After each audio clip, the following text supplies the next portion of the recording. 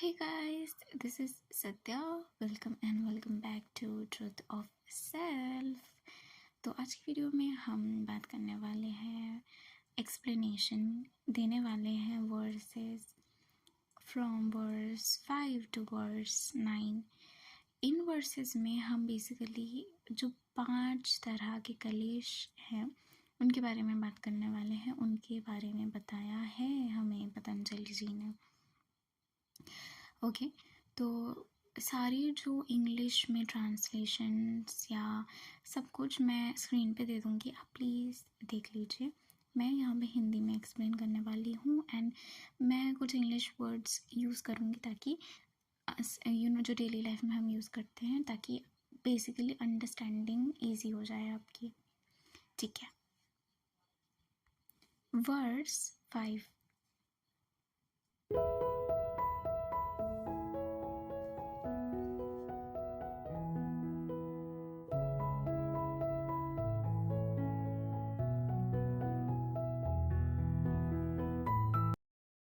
अविद्या आपके मन, आपकी जो समझ है उसको धुंधला कर देता है। ठीक है, जिसकी वजह से आप अपने जो चीज़ें टेम्पररी है उनको परमानेंट समझने लग जाते हैं। जैसे कि वेल्थ हो गया, रिलेशनशिप्स हो गए, पर्सन्स हो गए। ठीक है, इम्प्योर चीज़ों को प्योर समझने की भूल कर देते हैं, जैसे कि फिजिकल प्लेजर, पोसेसिवनेस एक्सेट्रा।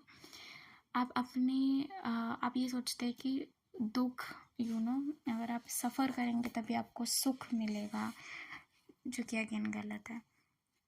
अपने मन और शरीर से, जो कि आत्मा है, उससे खुद को आइडेंटिफाई करना, खुद को उस चीज़ को जो अनात्मा है उसे आत्मा समझना, यानी कि ट्रू सेल्फ समझना, ये भी अविद्या ही है।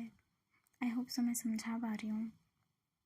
Spiritual wisdom clears this misunderstanding by revealing the truth about impermanence and the nature of reality.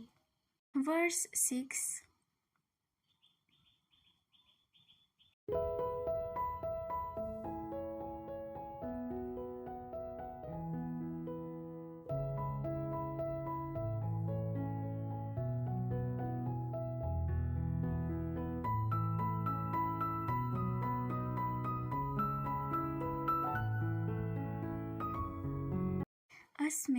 अस्मिता है आपका फॉल्स ईगो, ईगोइज्म।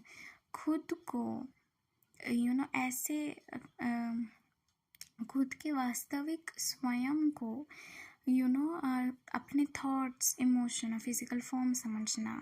ठीक है, ये है अस्मिता। वर्स 7।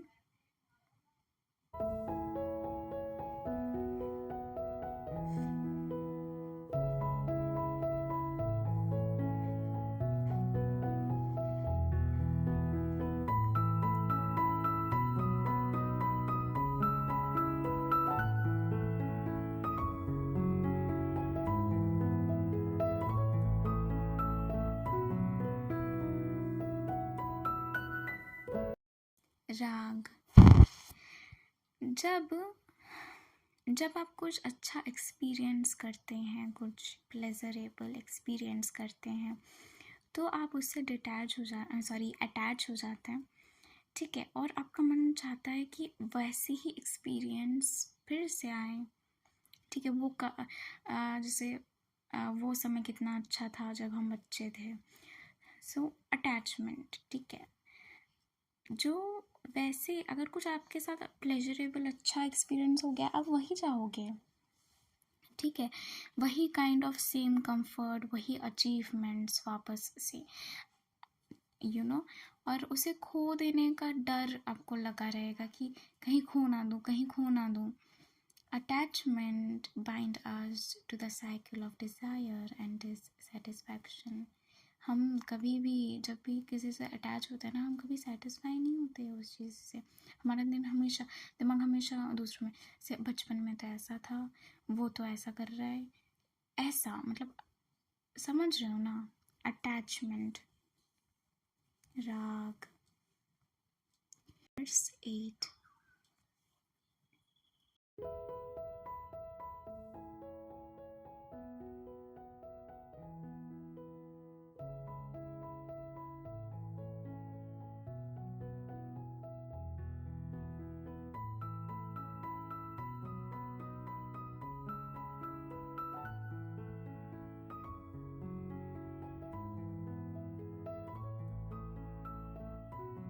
एवर्जन्स, द्वेष।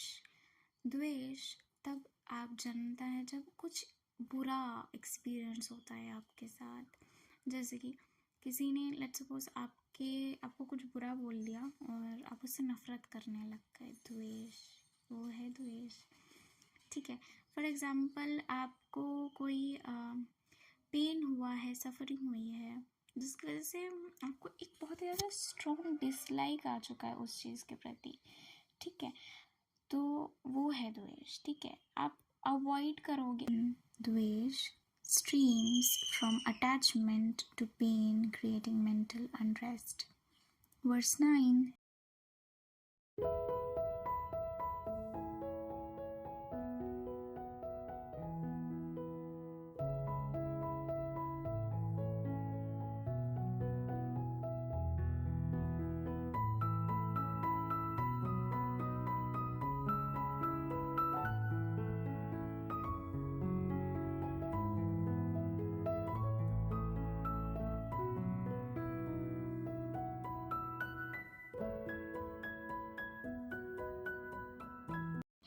Fear of death, avinivesh, is a primal instinct that affects even the wise,